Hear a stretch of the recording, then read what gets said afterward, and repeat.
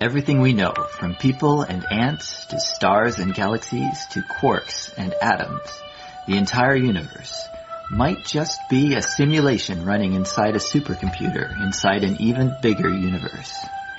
Ancient philosophers said that the universe is a dream that we're waiting to wake up from. In this dream world of the imagination, anything is possible.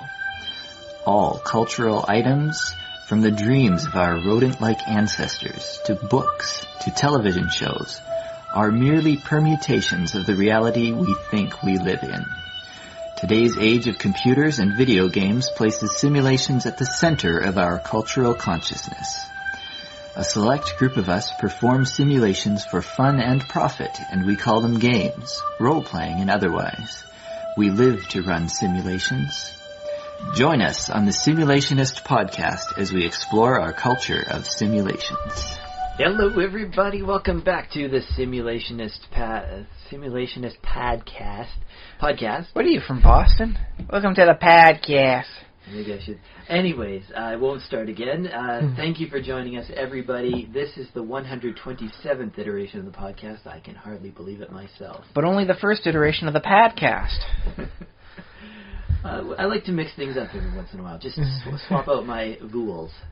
That sounds like a monster. The vool. Yes, you're getting attacked by a half dozen vools. What do you do? Well, I protect my head. Everyone knows vools can fly. It only speaks in ooh. I am a vool. Ah, but when you attack it, it goes ah or ee or ah. That could be a very subtly disturbing. It's just minor fill-in. It's like, wait a minute. Were we attacking sentient vowels? And you just pronounce it. Curses! You foiled my Alice in Wonderland style traps already. And we are recording this on the 8th of February. You could be listening to it anytime after that point in the future. Which is a really deep thought. You know, like what if they're listening to us 1,000 years in the future, man? Like, what if this is like video? You know, I guess not video, but just audio archaeology of the far-flung future. Indeed. Or they could be listening to us on Monday morning on their way to work, because that's when this goes up. That seems a little bit more likely. And let me see, what starts at the game? Oh, and also we have to tell them who we are. Oh, yes. Who are you, buddy? My name's NPC Josh. Sorry, that's a different podcast. My name is Josh Trelevin, and with me as always, my co-host and the guy... Ryan Kirkby, no underscores. Co-host extraordinaire. No underscores. Or NPC Ryan. I'm trying to steal from as much as I can from other podcasts. No, man. You don't imitate. Emulate. And simulate. Yes. That's what we do. Yes. How do you think we should go on the bits of news first? I guess, we should... Because, it is 1 week closer to Godicon this week. It's counting down pretty darn close. It is also tomorrow's Family Day. I don't know. Oh, yeah. Well, for those of you in British Columbia. In British Columbia. So basically that means Valentine's Day, except not so exclusive to attached people. Well, that's the thing, though. It's like it's like kind of a prerequisite for a family. There's got to have some level of attachment. That's true. Yeah. It's like, oh boy, it's Family Day. So it's like, oh, only the families can celebrate. Oh boy, it's Valentine's Day. So, oh wait. Most of them are winding up becoming families anyways. Very true, yeah. Fingers crossed, knock on wood, and hope that they're becoming families. I'd hate for Valentine's Day to, wind up being it's the make or break day. If you don't get something good for her, boy, are you in for a rough landing when the relationship falls apart. Yeah, good thought. Yes, indeed. So long story short, don't just think about roses. Think about some of the other flowers. Think of something personalized. Cool. Okay, that's chocolate flowers. You're a lady wanting to give something off to, your guy friend. Chocolate flowers. It's like, oh, we're supposed to get flowers on Valentine's Day. This one's made out of chocolate, so it's not going to wilt. You just eat it. I hear all the other podcasts too. They're getting sponsorship from Sherry's Berries, and that's. Oh. But we don't, so I'm not going to say another word about them until they cough up some dough. We are keeping it legit and real. We haven't sold out. Not yet. We haven't had the ability to sell out, to be fair, but we haven't, and that counts for something so far. It's as real and true as the taste of Coca-Cola. Yeah. So, Give us speaking money, of, Coke. let me see, what else? GodaCon is coming up. I guess. That's right. End of the month. It's coming on up now. End of the month. It looks like you won't be going there. Sadly, no. Within the last, I'll say, mark this as... Well, yeah, according to my computer, when I came home today, it froze up at 1:42, so I'll call it 7 hours ago. It started having some very substantial problems, because red digital lines going down the screen won't boot up properly.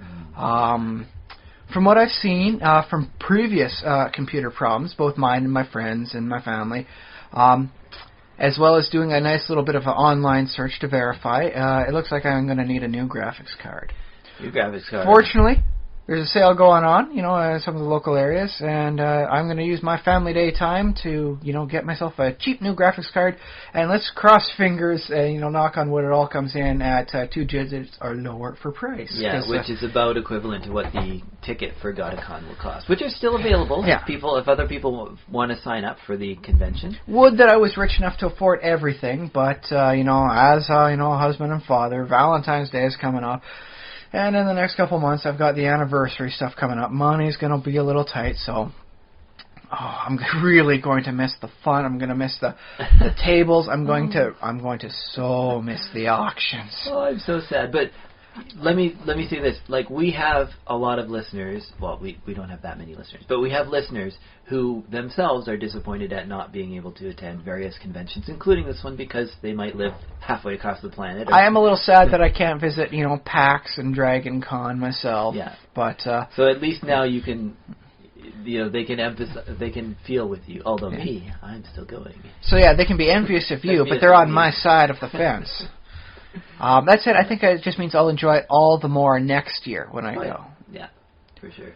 But also, if you happen to live in Victoria or be near us in the next week, also, from when this podcast was up, on Saturday there is another D&D. That is Valentine's Day itself, by the way. Make sure you get your dates right. Itself, technically, it's not a real. But yes, Saturday the 14th, this February 14th, 2015. Well, I'm going. I decided I would check it out at least once. I don't know if I'll, I haven't been there yet, but I would like to, but we have, as discussed previous, monetary issues and responsibilities. But this event, what it is, it's a Dungeons & Dragons 5th edition get-together of, a whole bunch of different groups. It's for not just one gaming group. Those 1,000-man lands everyone raves and has fun with? Well, forget the computers. You don't need the computers. There's a bit of an entry fee, less than $20 for players, and I think only just a little over $5 for DMs. Yeah, it's $15 for players, $5 for DMs, something like that. With all the taxes and all that stuff worked out. Plus taxes, but it's like a 1,000-man land, but forget the computers. It's all books. So it's like a 1,000-book party. 1,000 book. I think it's not going to be 1,000. It's probably more like 100. Well, here's the thing: if you get everybody bringing 10 books with them, that comes out to 1,000 books. 100 human beings bringing each of their book collections could add up. And let's face it, this is gaming. This is pen and paper gaming. 10 books is not an unreasonable number of books to be bringing sometimes.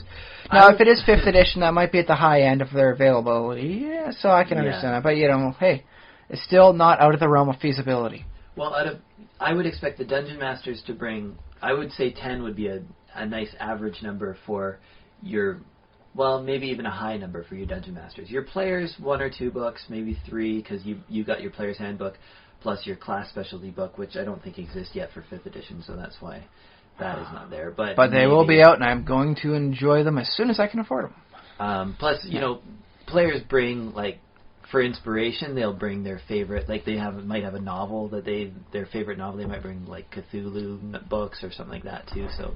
So yeah, I would say there's definitely going to be a lot of books there. But we cannot guarantee 1,000 books there. Cannot. No, unless it's held I haven't been to the facility yet. The name of this event is called Roll for Initiative Victoria. And there will be a link along with this episode wherever you find it, or give it a look. See if it's even if you're from Victoria, give it a look and see what it's like. And hey, this seems like something I might have fun with. Maybe I should keep an eye out in my neck of the woods for such an event. Yeah, absolutely. If you are in Victoria, I would love to see you there. I'm definitely going to be there, unless lightning strikes on next Saturday. So barring malicious vehicular incidents. Yeah, and I'll see how I like it. If I hate it, then I won't come back. Sometimes, people just prefer a bit more of a quiet setting when it comes to the gaming experience. Other people do enjoy the larger type thing, where it's like, oh boy, we're all in this together. I don't feel so different from mainline society. Look at all these people. Whee! Yeah, and I like, not all the time, of course, but I enjoy those high energy crowds and stuff. Like, I do enjoy at work when I get the opportunity to talk shop, as it were, with a customer and see what they think about 5th edition and how things go. Oh yeah, sometimes you. I'm not that far off from the Skyhaven Games downtown, and occasionally I do get customers mentioning it, and then we go back and forth. It's like, oh, have you tried, have you noticed, how bad it is to do like the Dragonborn Sorcerer and all that? Because if you go with the same, dragon, blood magic as your own Dragonborn, your advantages kind of overlap, and there's no extra bonus for it. And see if they've noticed that, or what they like about like the Warlock class, or which one's really going for them. Yeah. So it's as good a topic as anything will do in my job. I mean, sure. Yeah. I like that. And every once in a while, someone will walk in with a cool T-shirt, like. Yes, actually, I saw one with the Wayland Yutani T-shirt, at work, and it's like, oh, I know that reference. That's not a real corporation. That's a corporation that tries to smuggle aliens inside, marine bodies. I know what you're doing. I like it. Okay. So that's happening this coming Saturday, and it's going to be a monthly event after that, or it should be, depending, if interest. As popularity goes, yeah. So keep an eye out for it. Give it a look, and if you're not from Victoria, as I said, just give it a look, see, and if it's in your style, keep an eye out for your own. Also, just make your own happen. See what you can do, man. Hop on the ferry and come to Victoria if you don't live in Victoria. Taking the actual vehicle over on the ferries is ridiculously expensive, but it's still decently reasonable to take the ferry, especially if you can get someone to pick you up, so you don't have to take a bus anywhere. Well, that's the thing. The buses are not. I mean, they can be I think it's $5 on the Vancouver side. And it's $2.50 on the Victoria side. So the buses can be almost does that sound like a nice mass transit, like a rail system like what you have in Vancouver, just working like the north-south end for Victoria. Yeah. There's a lot of people going to the ferries, a lot of people that want to be downtown. There's a lot of space in between.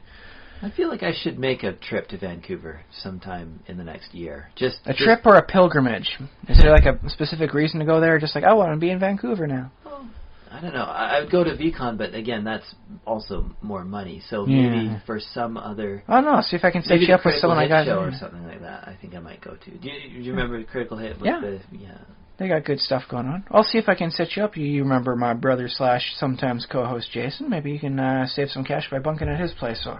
Oh yeah, good thinking. Okay, so that was off topic, but okay. Yeah. That's okay, man. That's the benefit of having that connected circle of friends. Is it winds up saving you money in the long term. It's like, oh yeah, you've been on my podcast a couple times. Can I sleep on your couch once? There you go. Okay, cool. Yeah. Let me see. What else? I have a conspiracy idea this week. I had. Perfect. Okay, so when you it's like, I thought I locked that door. Why? I usually use both locks. Why are they both unlocked? Did I forget that? Or it's like, I could have sworn I put the keys down here, and then you find them across the room somewhere else. Conspiracy notion? That was you. You did lock it. You did put the keys down there. It's not you misremembering things. Okay. It's your future self moving things around and trying to preserve the timeline or prevent a tragedy from happening in your life. Yeah. And now, as we all know, with a conspiracy idea, it's never you. It's never you doing anything wrong. It's never you misremembering because, even though that's the most likely answer, it's never you. It's your time future self, your time displaced future self, working around without your knowledge, because if you meet your future self, well, you might gain insight and like, oh boy, I can travel through time. I guess I'm immune until I go back in time. I'm just gonna eat as many bad foods as possible. No, you gotta maintain. You gotta do the stealth thing. So they're either preventing you from like, oh boy, if only I had left the house 30 seconds later, I could have avoided that accident. That now means I have one shriveled prosthetic leg. You can't even afford the good stuff. You got the shriveled prosthetic leg, not the full-form prosthetic. So, they're sneaking around on you, making sure the keys are just a little bit late, so you avoid that accident that happens. The accident never did happen, because you were different place. Everything suddenly changes the flow of traffic. Bam. You're whole, unhurt, you keep going on with your life.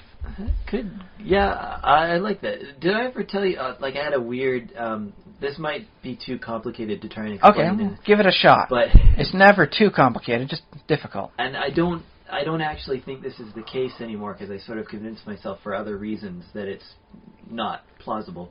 But because we have this idea of splitting universe, whenever there's a decision point, the universe splits into two. One in which you made one decision. The many worlds theory of reality. Many worlds. One in which you go right, one in which you go left, kind of like that decision. Or one in which you forget your keys, and one in which you actually found your keys. Oh, at the last moment, you didn't lock yourself out of the apartment. There you go. Haha. So basically, for each one of us, we each live in our own universe, and for the most part, we're interacting with each other's universes because we're both still alive. Yes. But every so often, our universe has to split in order to keep us alive, because in some universe, you get hit by a car and then that's the end of it. But you don't experience that reality because there's no reality there to experience because you're dead. So instead, you get split off into the one in which you missed. So you keep branching between the universes until you hit your ultimate possible conclusion. Yeah, and perhaps that can just go on for infinity and become ever more increasingly unlikely, and you just discover that you're living forever, and you're like, well, gee, I mean, it's weird, but I just haven't died, and now I'm the oldest person on Earth by 10 years, and then 10 more years, and that's weird. I seem to be really lucky, and you just live forever. And then, I seem to be really lucky at not dying. Yeah, and eventually, you overcome, the... Would it be like Jet Li's The One? The more versions of you that die in alternate realities, the more powerful your singular remaining entity is? I mean... Because I kind of dig that. I always liked that movie, so I'm liking where this is going. Well, I mean, sure. The other thing is, I don't take it seriously, because I think at some level, because you're made of billions and trillions of atoms. At least on a statistical level, it becomes like your physical death is about as inevitable as a star going supernova. You just can't survive a star going supernova. But that's okay, because you're the last you that could possibly be, and so then you've become the one, and then you become like a god. So I go supernova, but that don't kill me. That just means I'm glowing. I mean, that's sort of the ultimate, the place where this goes, where it's rather absurd, but in a way it's like, well, the only reality you could possibly experience is the one where you survived a supernova, and then you survived the heat death of the universe. I mean, I don't even know how that happens, but I guess... You dodged. You dodged a heat. You ducked it when it came at you. But then it's like, well, what's you? Because... you don't necessarily need your whole body to survive. Maybe it's just your head randomly, and maybe it's just your brain, or maybe it's just one little section of your... which is why this sort of breaks down into absurdity, because how much of your brain has to be there to be considered you and conscious and all that. So, but that's just a thought I had. But you know what? This is going to get a lot more complicated when we figure out how to effectively copy the human brain into a digital, electronic program. Yeah. But that's okay, because as my computer has taught me, even that can fail eventually. Well, and the flip side of that coin is that we'll discover that actually there wasn't anything mystical about consciousness. It's just, people think they're conscious, but they're just sort of autonomous. It's just a trick of having enough information all at once. You kind of forget about all the data as a individual, and you just become all of it together. Yeah. So I think that would kind of suck, just like, oh yeah, it's just like a bad memory. If you had a better memory, you wouldn't be sentient, buddy. It's like, oh dang. But yeah, if you were to duplicate, because I believe in a practical version of free will. This is going way up, but maybe I can cut this if this is too... No, keep trying. I do believe in a practical version of free will, because we have to act as if we do have free will. Otherwise, we can't make decisions about, punishment or, what am I going to do today? Well, it doesn't matter because I don't decide that anyways. So I believe we have a practical free will. But on another level, it's like we are in a deterministic universe, and if you did duplicate a human brain, technically that would be creating two individuals with free will, with decision-making power, and with rights. So I don't know. Okay, good. And here's what you do. So you copy the human brain into the electronic stuff twice, and then you wait to see how long before those two electronic program brains start differing. Oh yeah. Well, Yeah. I'd imagine if you can copy yourself once, you can do it twice, man. Control C, Control V, done. I think because the brain is fun because the brain has a lot of redundancies. So if you are able to actually copy faithfully sort of a brain into a computer in two instances, I think you would see divergence rather quickly because I think sort of random patterns would just emerge and they would be like, okay, this brain's doing this brain's doing that. This brain goes on to become a singularity of intelligence. The other one goes back into a flesh body to have ice cream. Well, Good to know that's where things split down. Ice cream or omniscience. I don't know if it's that. It doesn't have to be that extreme. It's just this brain sort of has a preference for blondes, and this brain has a preference for brunettes or something like that. Like little differences. Because it all adds up as time goes on. Because our brain, like we can damage our brain, like little. Oh yeah, we can do all sorts of weird, crazy stuff. And then we can reroute and become very similar to the sometimes it's like irreversible damage, but sometimes you can actually sort of become the person you were before just by.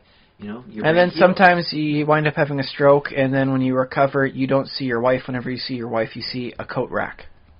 That's true. That's from actually happened. Sachs, I think I have that. It was the thing that the man who mistook his wife for a hat. Yeah, it or is a coat rack or whatever. Yeah. Or I just went with a coat rack because like a hat. I mean, you're gonna want to wear your wife on your head, and that's gonna be why does the hat not fit? Coat rack. That's a little easier to explain away. If you want to read up more on that, I don't know, I'll put a link for something, maybe Wikipedia or something where you can start to go deeper, because there's a lot more to talk about. Okay, long story short on that one, though, is I do not believe in the multiple universe theories. Because it doesn't explain where all this extra matter is coming from every time a decision is made. It is lacking in some very critical processes of how the whole system works. Because it would have to appear out of nowhere. So. Yes, it involves an infinite creation of the universe, just because you made a different decision. It seems very egocentric. Well, couldn't it be couldn't it be like this? Like there's an infinite number of universes all stacked on top of each other that are all the same, exactly. Instead of universes, could we call this turtles? An infinite number of turtles all stacked on top of each other, okay. All identical in every single way. There's infinite number of them. And then when a decision is made, 50% of them go one way, 50% of them go the other way, and now you have 50% of infinity. What's that? Still infinity. So you still have an infinite number of universes. But it still seems as though the universe is working itself to change around your choices, and that... if there's only one because thing, you're there to observe it. If there's one thing I've learned about reality, is it really doesn't care about you. You trip and fall, skin your knee, it doesn't care. It doesn't laugh at you because it was a hilarious fall and you scraped your knee, haha. Mm-hmm. It doesn't sympathize for you. It doesn't care. So, working that as my basis, fundamental, argument of reality, the universe doesn't split into two, or it doesn't, diverge because you made a decision. It doesn't care about your decisions. This is the world. This is the reality. And that's why I prefer fantasy, where, the universe does somehow or for some reason care about you. Okay, yeah. That said, sadly, Lovecraft was probably the closest to being correct that anyone in his era was about the true nature of the cosmos.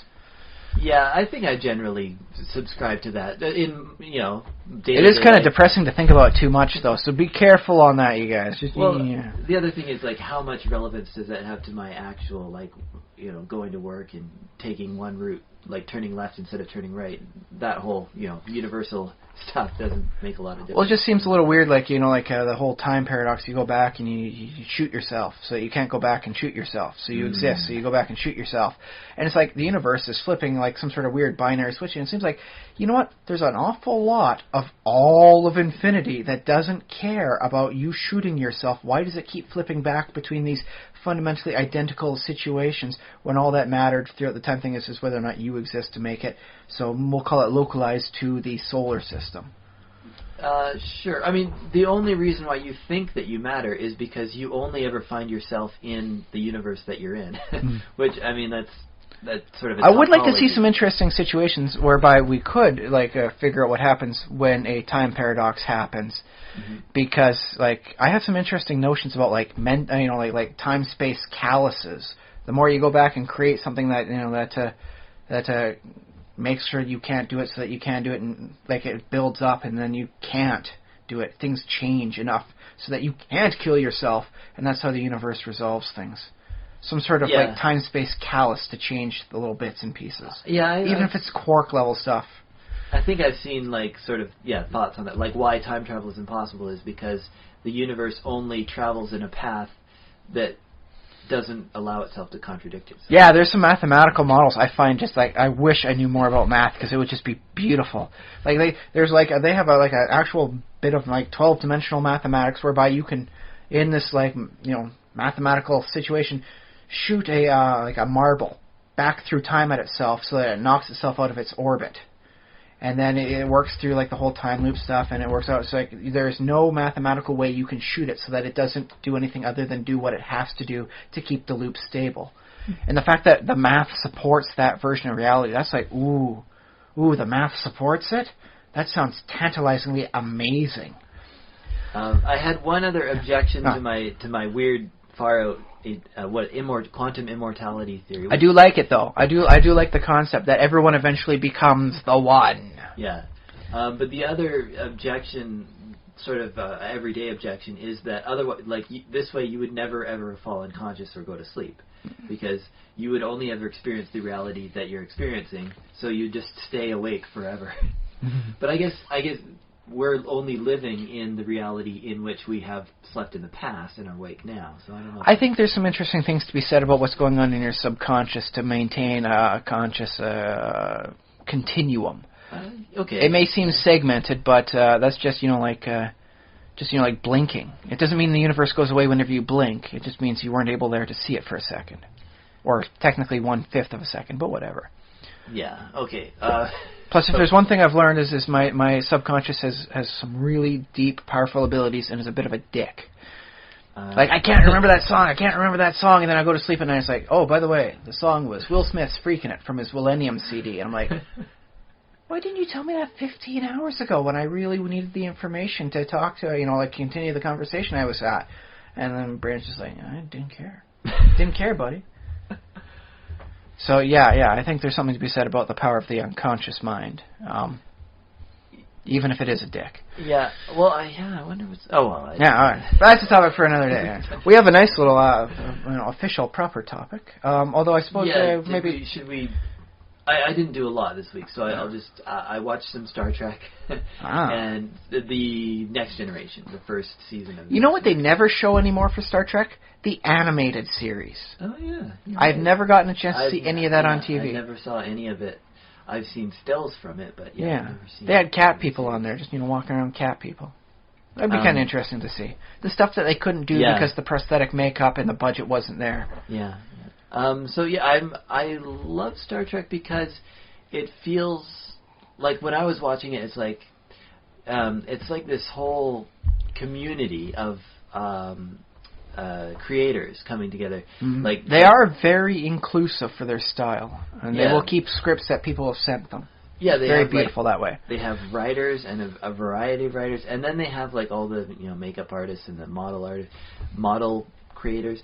And it's normal television has a sort of rhythm or a pattern to it that's kind of everyday, mundane. It's oh yeah, here's some people in some normal clothes and they're talking to each other. So that makes it very sort of, it's easy to do in a lot of ways. And it's plain. But then, a show like Star Trek is it's just, it brings together all these other professions, especially makeup people and monster people and puppet. Oh yes, there's a lot of extra work that goes in that you don't see in a standard TV series. And I've always I don't know what the main TV show of right now is for sci-fi, because I know The Big Bang Theory doesn't count, buddy. I know you were thinking it. It doesn't count. Big Bang Theory doesn't count because that's everyday people in normal clothes. They talk a lot about sci-fi and stuff, but no one actually came up with a real life working phaser, and not sci-fi. But I was thinking with Star Trek, that's what if you're asking what sort of the the iconic what Hollywood ought to be doing, or what the industry of television ought to be doing is showing us the tomorrow that can be if we try, as opposed to the today that exists for those who just don't try or are doing it all wrong. Reality TV in most cases there. And the other thing is just showing us what you're capable, like the maximum number of like tricks that you're capable of to show us something really awesome on a show, like spaceships, makeup, CGI, actors doing weird things like being possessed by aliens. Like that's. I think there's some very interesting stuff done when brains get switched to see the two actors, as they try and mimic each other's little things. It's so fun. Like if you watch Martin Short, for instance, taking a Canadian actor, you see that despite whatever role he's doing, he has certain affectations. He'll put one hand on his, sternum as he flips his other hand. Oh, I like this, and how he enunciates things. So if you want to imitate him, that's the sort of stuff you'd wind up doing. And I think it shows a lot of, respect and a lot of care for when the two actors flip out and each other as who they're supposed to be, and then they try and copy the different affectations. They mimic each other that way. Yeah, exactly. And that way you can tell how good the crew is, like not like the spaceship crew, but the actual acting crew is together. It's like, okay, do they know each other well enough to copy this and that, or do they just go about their lines as though they were them? Yeah, and I think like. And by the way, Star Trek, when they do that, has always managed to impress me very well. Well, yeah, and I like that. You're not really Captain Kirk. You must be his ex-love who has switched bodies with him. That's why no one on the bridge will obey your command, Captain Kirk, in air quotes. Yeah. So yeah, and I think shows like Buffy the Vampire Slayer are a little bit like that too, because you have. Oh, they had a very solid crew for that, and I did enjoy that sort of stuff as well there. Yeah. Yeah. So I like to see stuff like that as sort of our. Our flagship, almost like analogous to the Enterprise. The Enterprise is this, this huge, technically it's a science vessel, but it is they're the head of their fleet. Yeah, and it's like a village in space, and I think a similar thing with a TV crew is like this whole village coming together for a common project, a common goal, and producing something. I mean, do these outfits look scientific? Yes. Does that makeup look great? Does it look like a real, like non-human body part? Yes. Do we have the bleeping, stuff in the back? Does the electronics look like it's from the future? Yes. Does it all mesh together? Yes. Okay, we're doing it. Yeah, and the other thing is, I guess I didn't notice this when I first watched it because I was just a kid, and it. To me, Star Trek looked like it was real. It looked like, they just sent some cameras up to the Enterprise and just filmed what they saw, right? Yeah, that's reality TV I'd watch, man. Actual space stuff. But when you go back 20, 30 years, to old series, even the original series of Star Trek, which I have been watching fairly regularly. You start to see, some of the limitations of our technology, the film technology. Yeah. You see that, that looks hokey, or that looks silly, or that... There is no way he's actually fighting the Gorn. That is such bad, wrestling moves, yeah. Yeah. That Gorn looks so fake. The computers are giant. It's like, iPads, man, come on. Or it's like Captain Kirk is on trial, so everybody, going up to testify has to take a diskette, which by the way was futuristic, but effectively they're taking a floppy diskette, putting it in, and it's like, James T. Kirk, Captain, Enterprise, vessel this, da-da-da-da-da, and no, man, Siri has you beat so badly right now for actually being able to talk like a human being. It's almost farcical for what you're doing now. It's just no longer showing the future. This is just ridiculous. Yeah, exactly. And the fact that they have to carry the stuff with them, this is my ID, slot that in and have the computer read it, scream it out, because the computer doesn't have anything other than very loud mechanical tones. And it's like, wow, where's the volume switch on there? Can we switch the voice style around a little bit? Yeah. Which, by the way, they could. No, they got their ship fixed at a place that was a very female-dominated thing. So instead of talking like this, it's like, yes, Captain Kirk. Oh, okay. So they had the technology was actually there. They, for some reason, in the Federation at that point, decided, what voice should we have for our computer? How about that halting loud one with the nasal tone? That's perfect. Let's go with that. Well, yeah, it turns out to be just some guy, the way some guy talks, some famous person, like a president. I'm the one who made the decision. Do you have a problem with my choice? Like, no, Phil, no, it's actually quite good. Quite good. I just need to go down to sickbay and get myself some aspirin.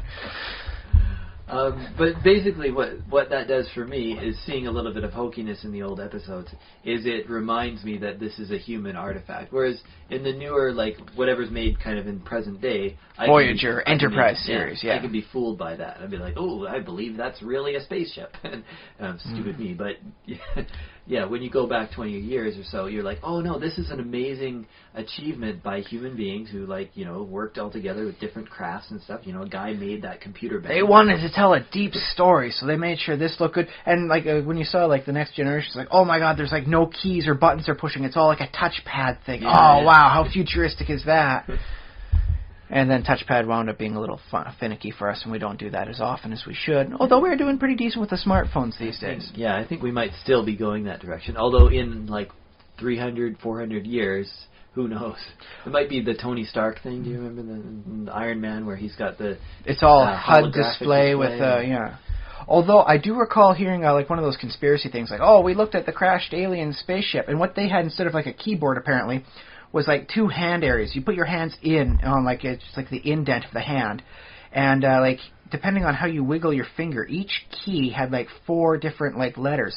And so what you do is you put your hands apparently into the future keyboard from like these time traveling aliens or whatever it was, and then you basically like spaz your fingers out. But if you're doing it right, you're typing at incredibly good speeds.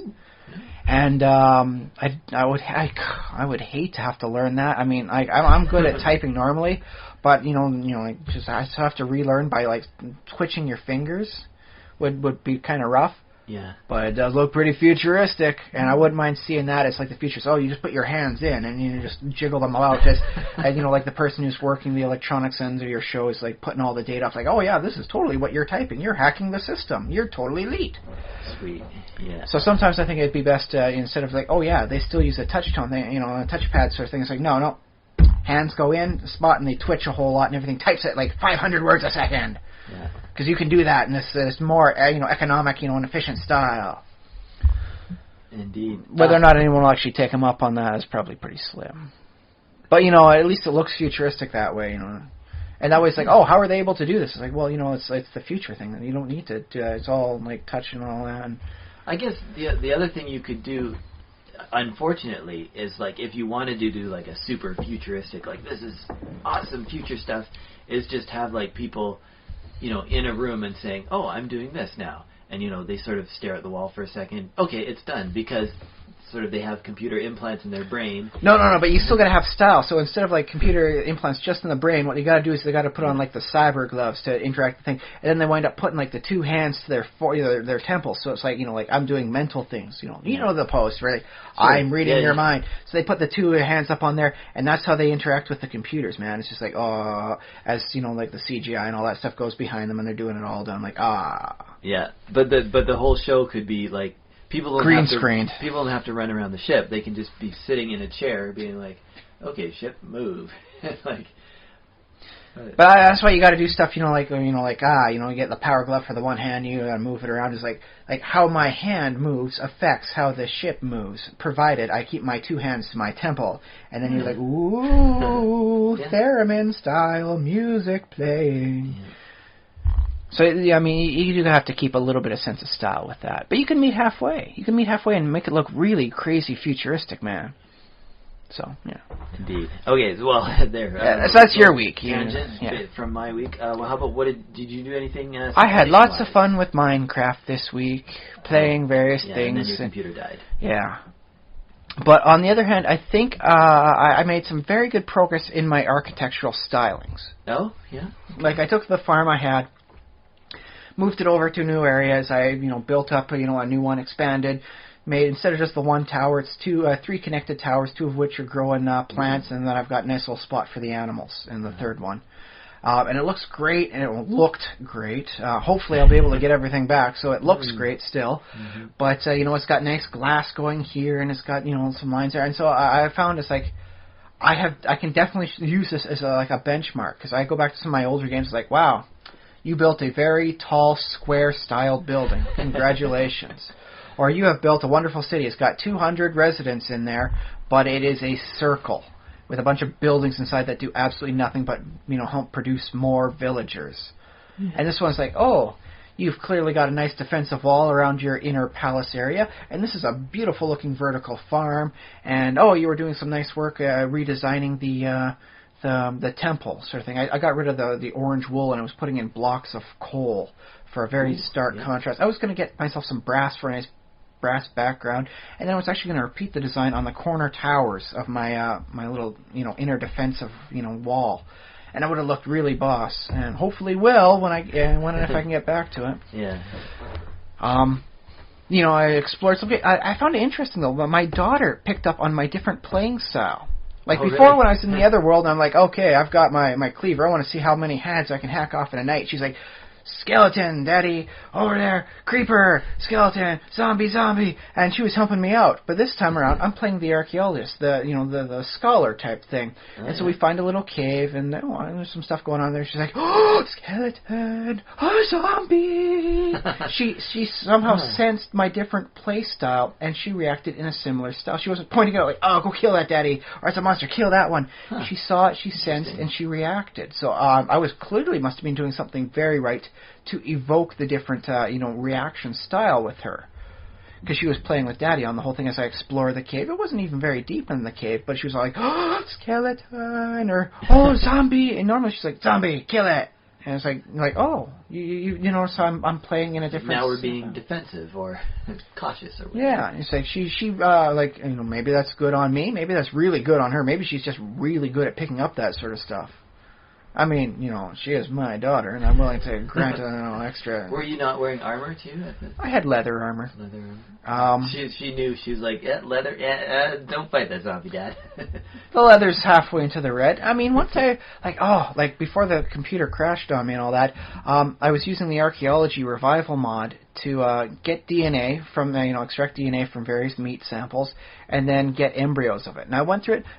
Did very good, very few failures on the whole thing, and so I managed to get a nice copy. Like I have 2 embryos of every creature I need. So I was going to start tossing chicken eggs down until I got some chickens to impregnate with the crazy embryos, and then have my chickens give birth to cows and sheep and pigs, which saves me actually a lot of time as opposed to having to lure them 3 days backwards through a desert full of hazards and traps. So yeah, I will be a monster if it saves me a lot of time. In a game. Not IRL, though. No.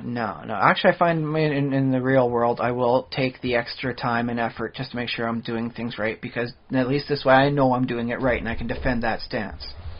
Cool.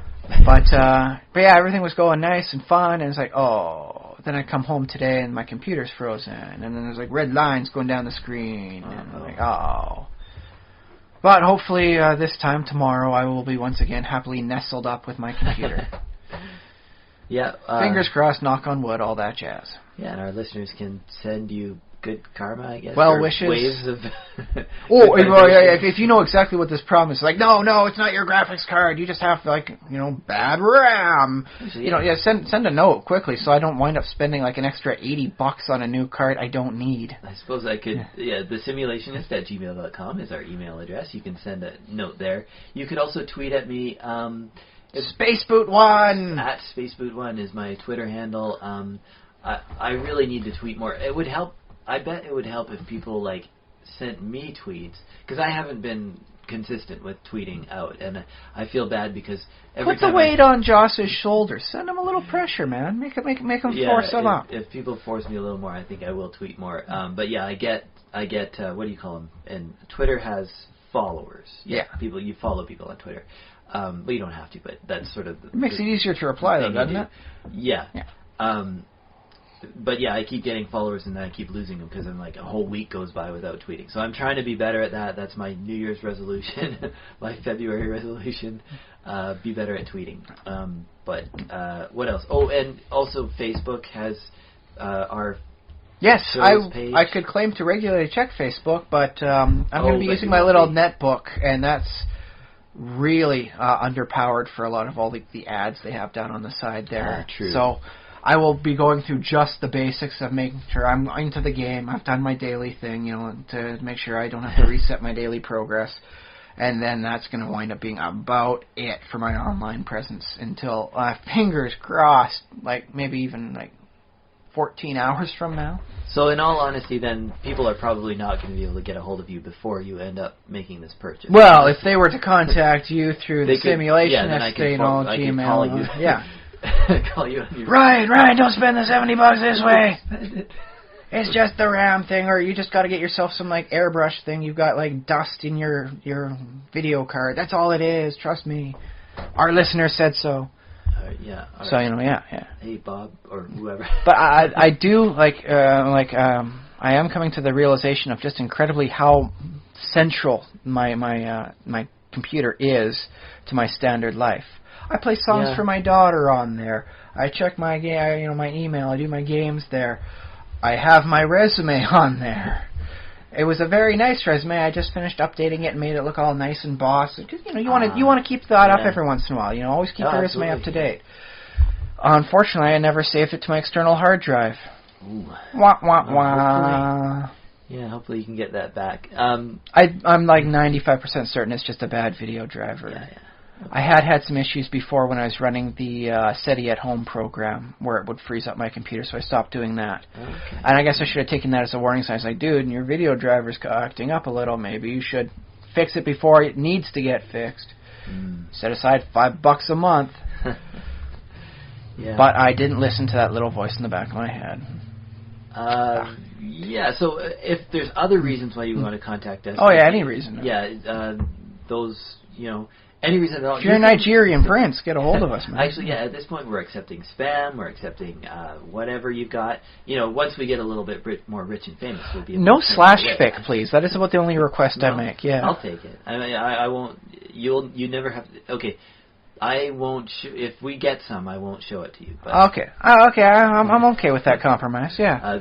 So yeah, basically, Ryan doesn't see the emails first, unless I forward them to him. But so Josh is our frontline man on that. Yeah. If you want to send something that Ryan doesn't want to see, then you can always send it. Although I do check the Facebook thing. I try to fairly regularly. So if you want me to see it first, then that might be the best way to go. That's true. Yeah, Ryan will probably see the Facebook. I can't say I'm not enthusiastic about receiving slash fiction, but I would be curious if it did happen to come in. So I'll read your review on it.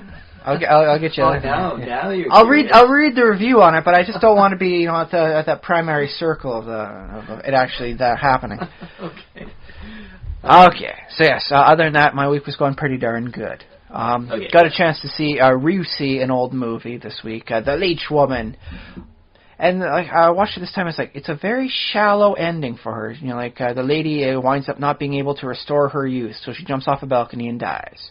So that's kind of a shallow ending for the villain. But then I realized her motive was she wanted to become younger so that she could seduce an engaged man. So it's she was kind of a shallow villain. So I guess a shallow ending just kind of matches. Although in her defense, to become young, she had to use a ring, that, and stab a guy in the back of the neck to extract, various chemical whatevers it is, to become young at least for a little bit. She had no lack of horrible men surrounding her. The person she did love and married was a much younger scientific type that was only using her for her money. And then there was the guy that they go to, it was the jungle they go to. There's a tribe in the jungle, which is apparently back then, it was its own nation. Okay. I haven't seen it on any map, but it was I've seen it in the movies often enough, oh yes, you went to the jungle. So apparently it was its own nation once upon a time. And they stole it from a native tribe. The secret of eternal youth. Yeah. And so he winds up betraying her, and he's wanting just a bit of a jerk to her. As he's throwing dynamite, and just scare the natives away, sort of thing. I got dynamite. Why not use that to scare people? Burn down all the huts. Collateral damage for everybody.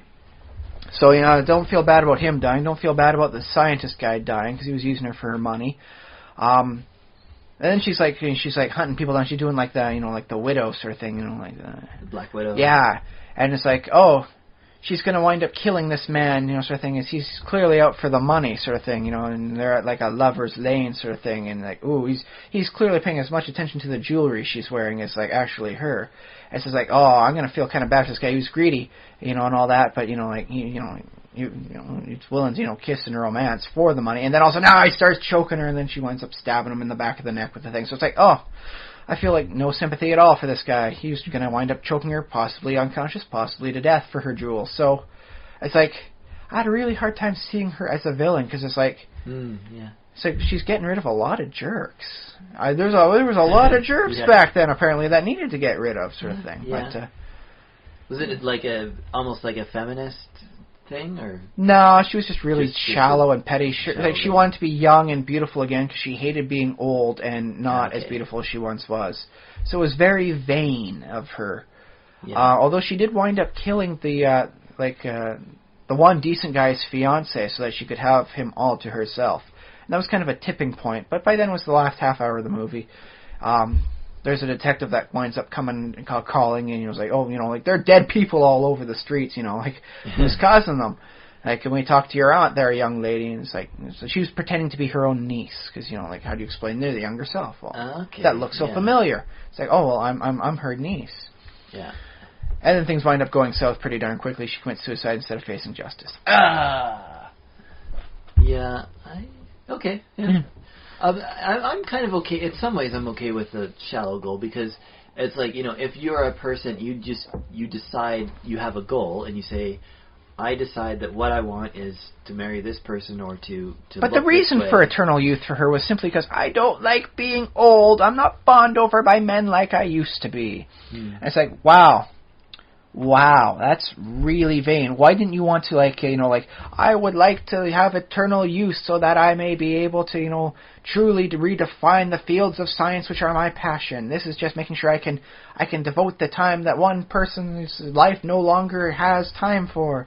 Well, yeah, but at least that way it's like, oh, okay, well, you kind of have to kill people to wind up being youthful forever, but you're helping society out, with your noble pursuits. It's like, she just wants to be young so that guys can go nuts over her. It's like, that's sort of primal. It's sort of like almost not even an intellectual thought. It's just, I just feel that way. And I want to be young because I like having guys go nuts over my body. It just feels like thrilling and feels good. So in some ways, it is kind of shallow and vain, though. Yes. You can't deny that.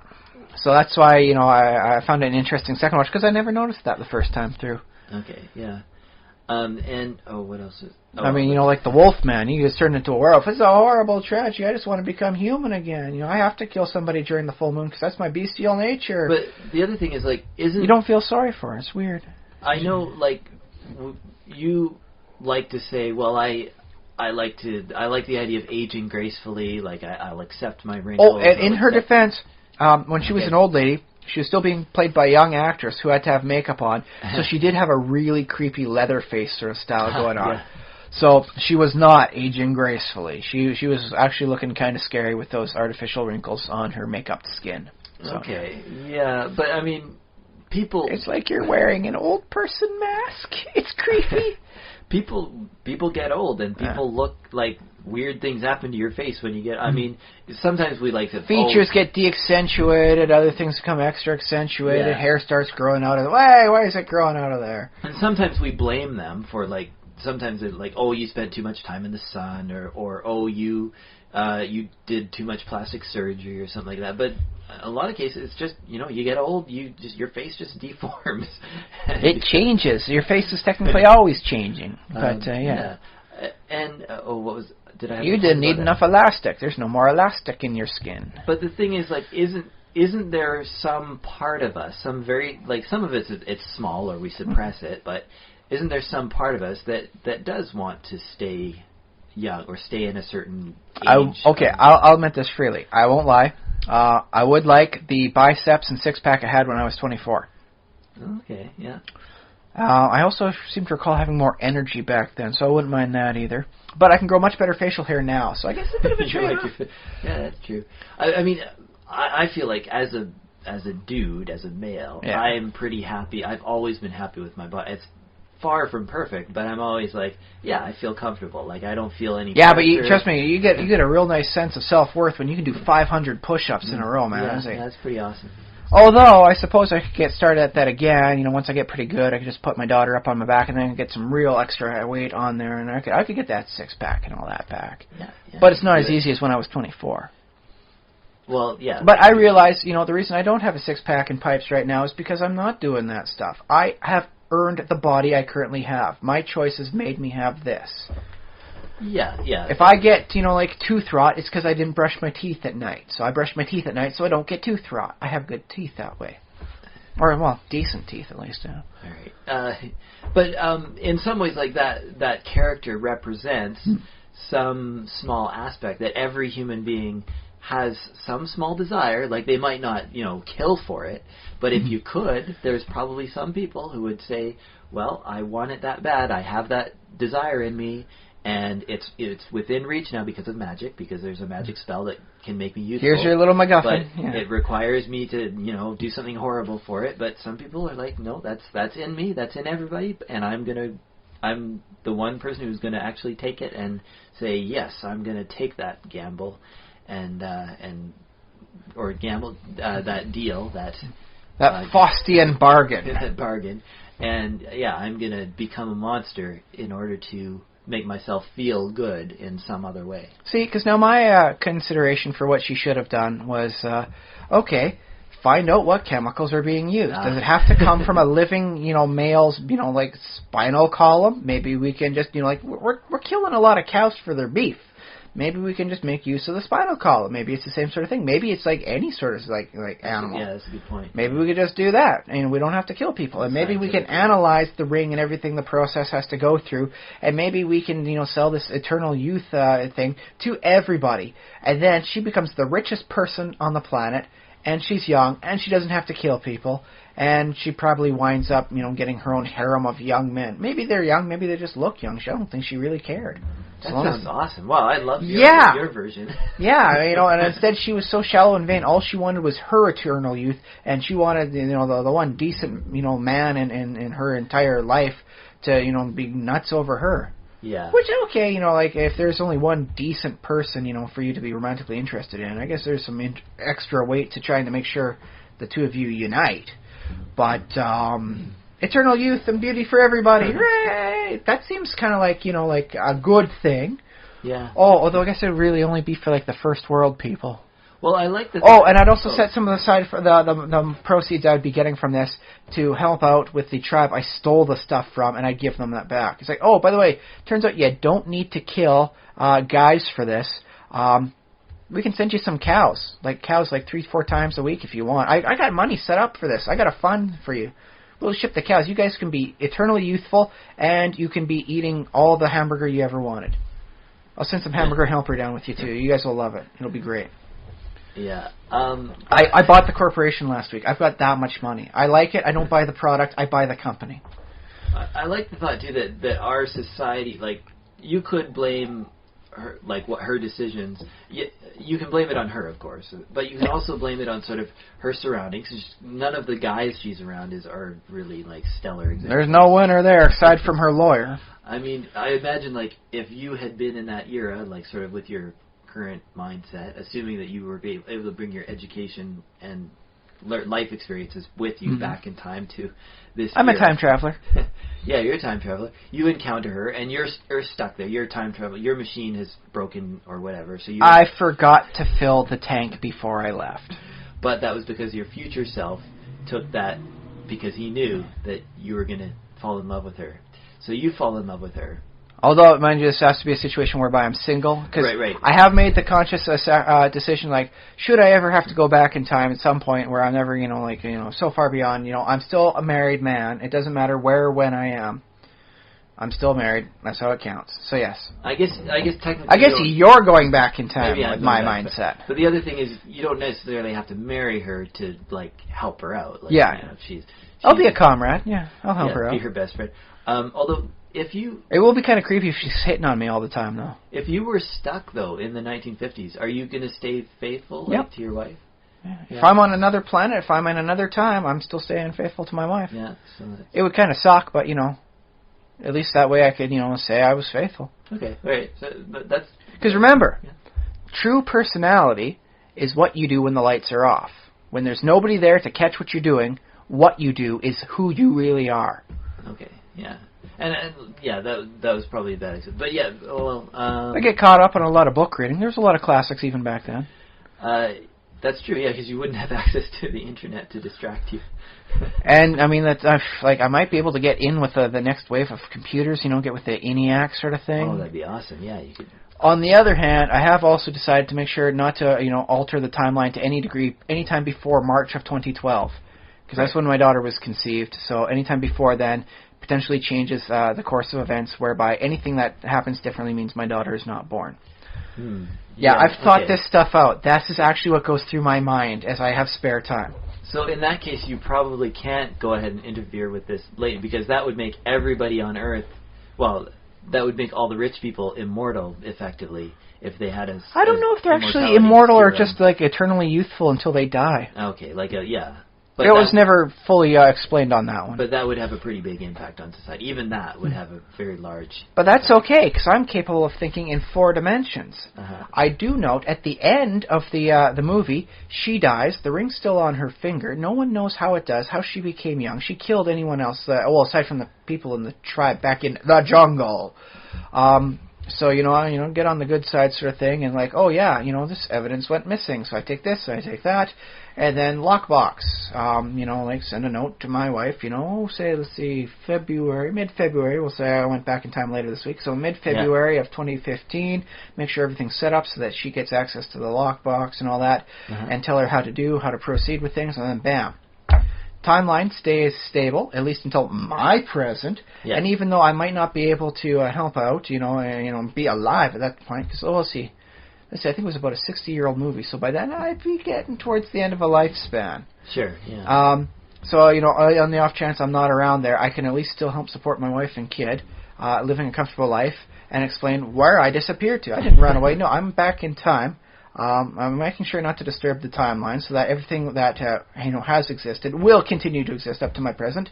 The future as it exists beyond my point of going back in time can just suck it.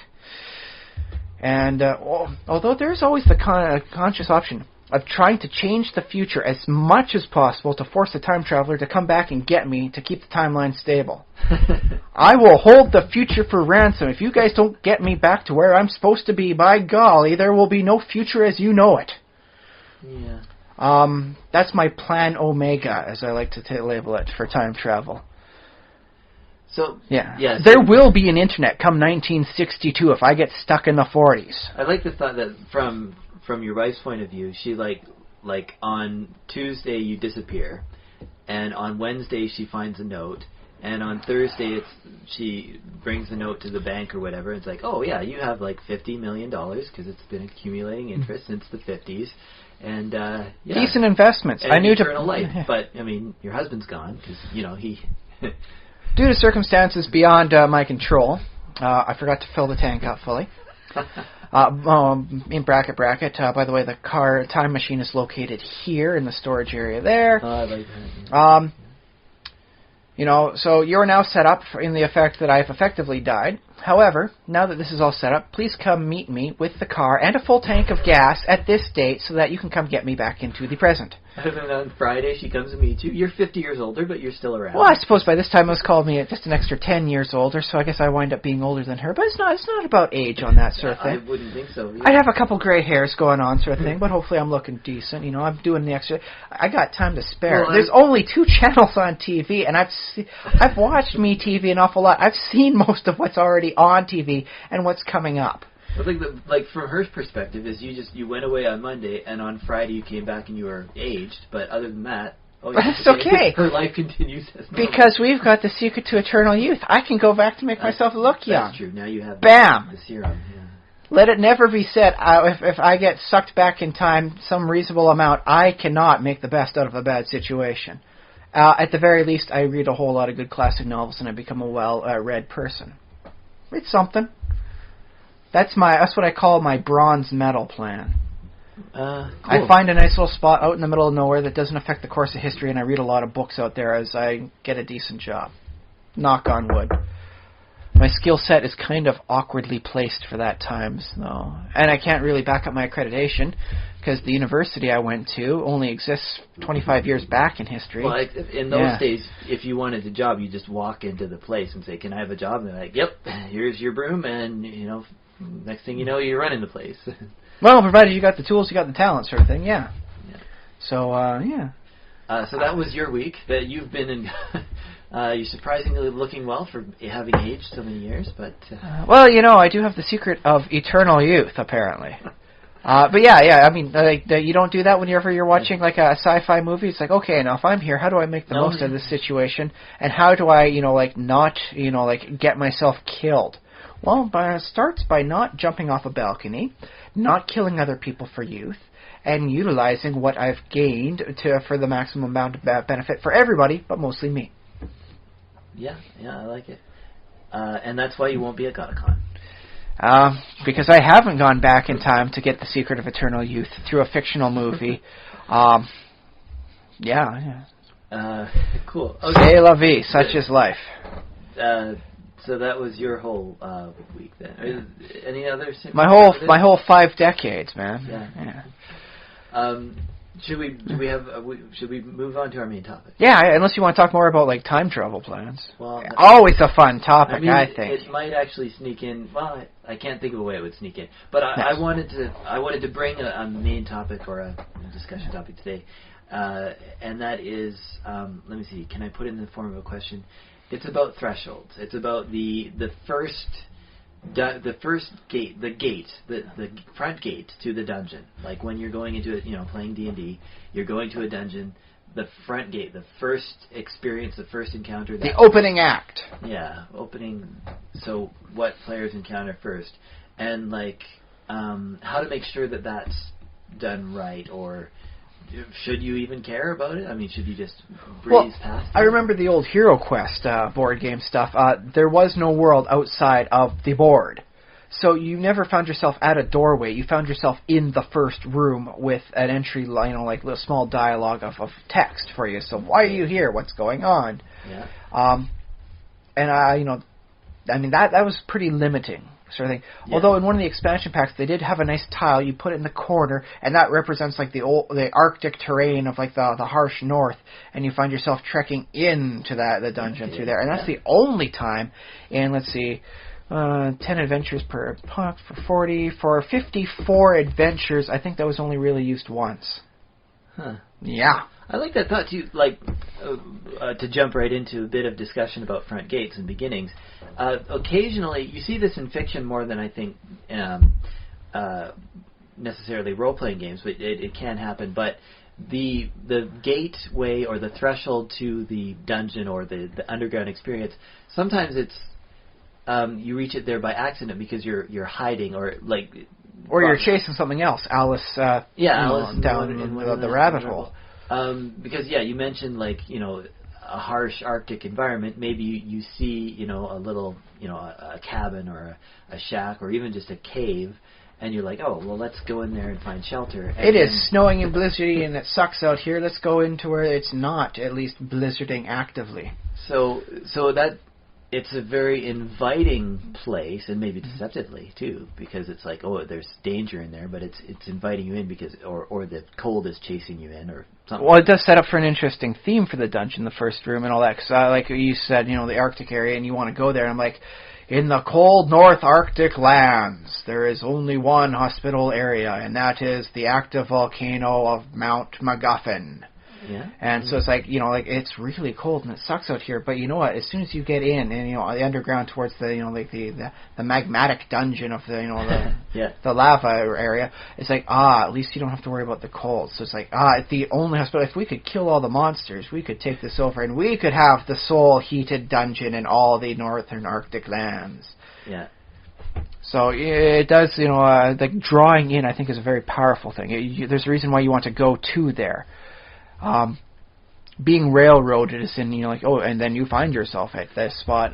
Like Gygax did it. I mean, like, I remember the old Red Box adventure I had, and you basically start at the dungeon gate. There's no travel to there or from there described.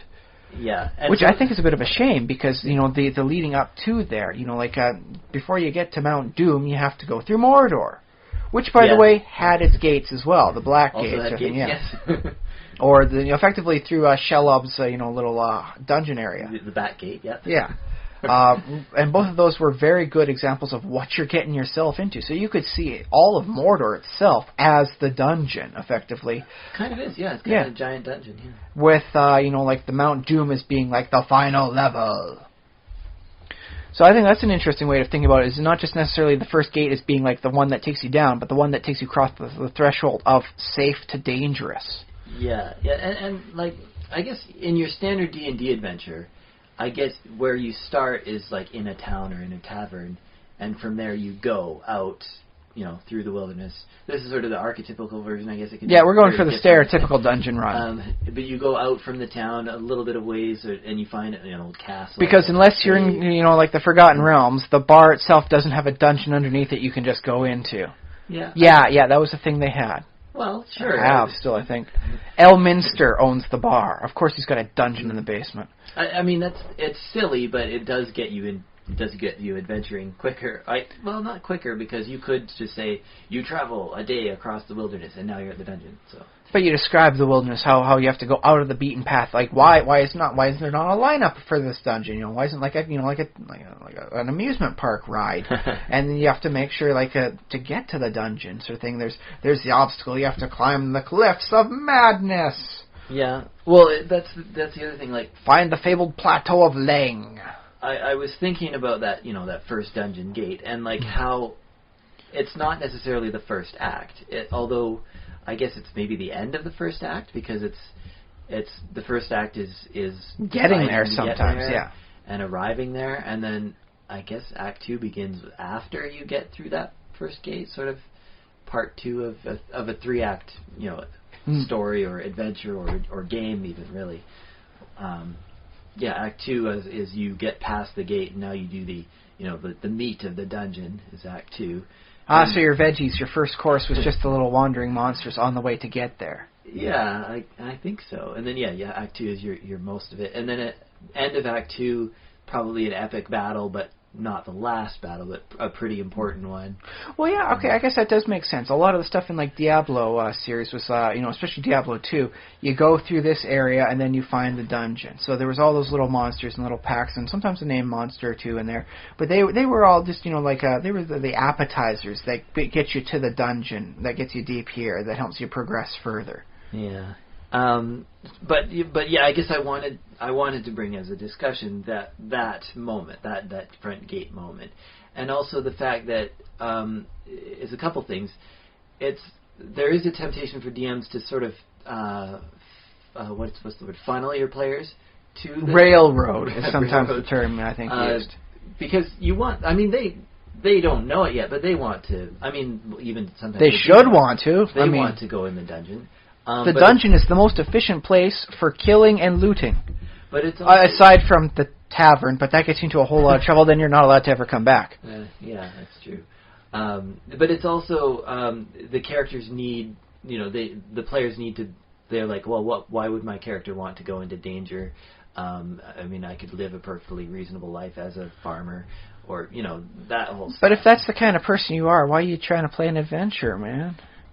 Sometimes you have to be a little stupid. I mean, that's, yes. Or foolish, maybe that's the best term. But every adventurer has a backstory, so they were. I mean, why? Oh, I mean, that's a essential part of the 5th edition player's handbook, is like a backstory, an essential, like, who are you aside from your class, your race, and your stats. Yeah. Who are you? Yeah. And I think that's a very nice step that they've done. But then so there's sort of various pressures that the DM applies to get. So then, effectively, for a homebrew campaign sort of thing, does that mean that the player and who they are effectively determines the dungeon and what it is and what it looks like?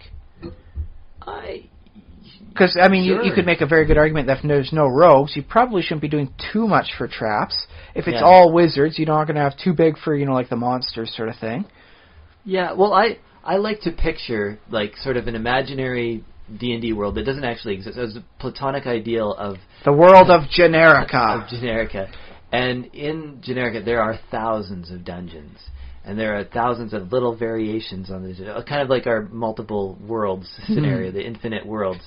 And then kind of like a Warcraft sort of situation whereby there's an infinite number of identical dungeons, but every time you go through, it's unique. A little bit in that what you do determines things, how they flow and change. Yeah, except that, this world is supposed to be somewhat realistic, so there's maybe a finite... You mean this world full of dragons and spellcasters is supposed to be realistic? There's a finite but large number of dungeons in the world that are, sort of scattered about the... Oh, that's right. I've actually seen some mathematics for, like, realistic how many dungeons and abandoned, like, castles and stuff you should encounter in a human-styled, realm. Well, we can... Very interesting things. And we can take from my perspective, don't be realistic. I mean, this is a place where cultists have real power. They're not just a bunch of crazy people doing stuff out in the woods. Yeah, that's what I'm saying. We can dial up the percentage, a little bit. Triple, quadruple it.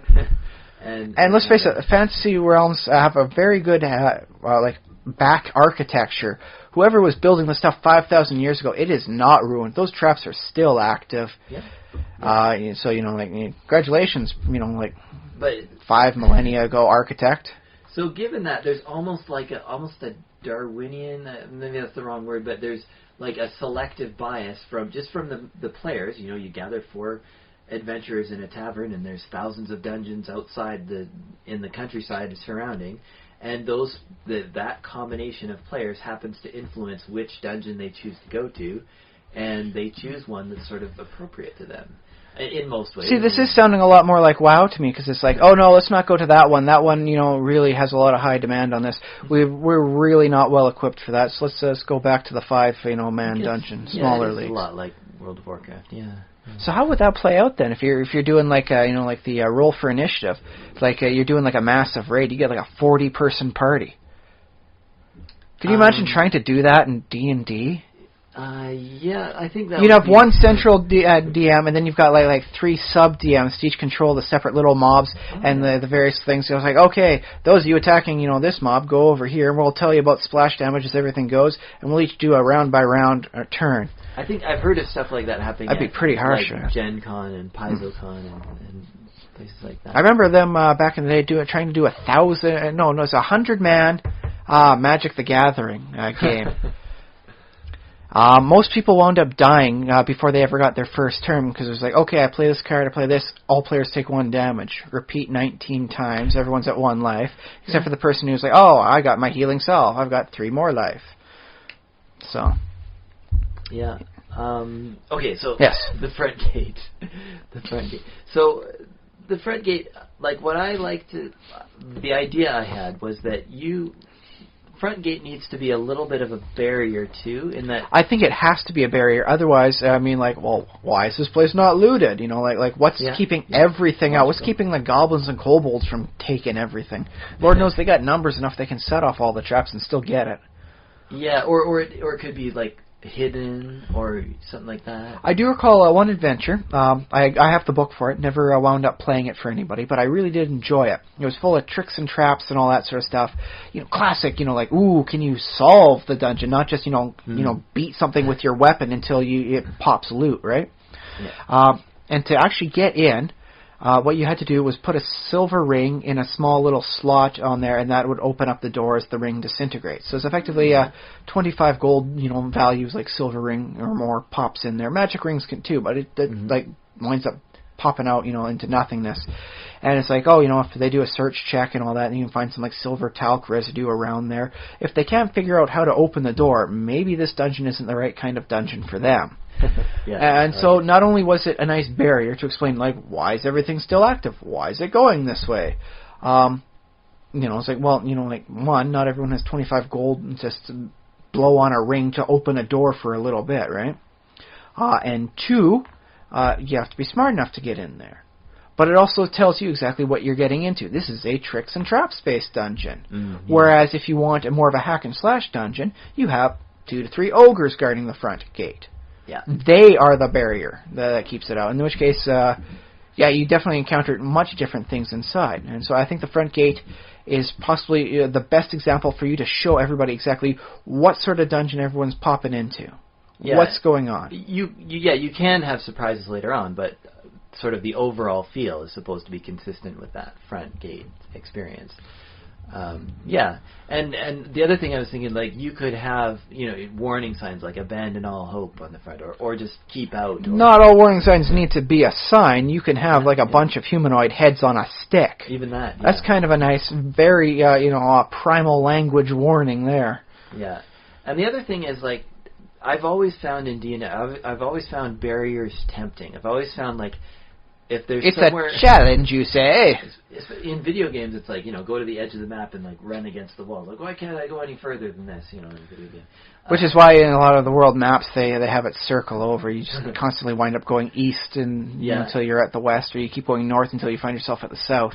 Yeah. So what a DM can use that to his advantage, because he can say, oh, well, here's a barrier. Like, this is stopping you in your tracks. Like, here's something very...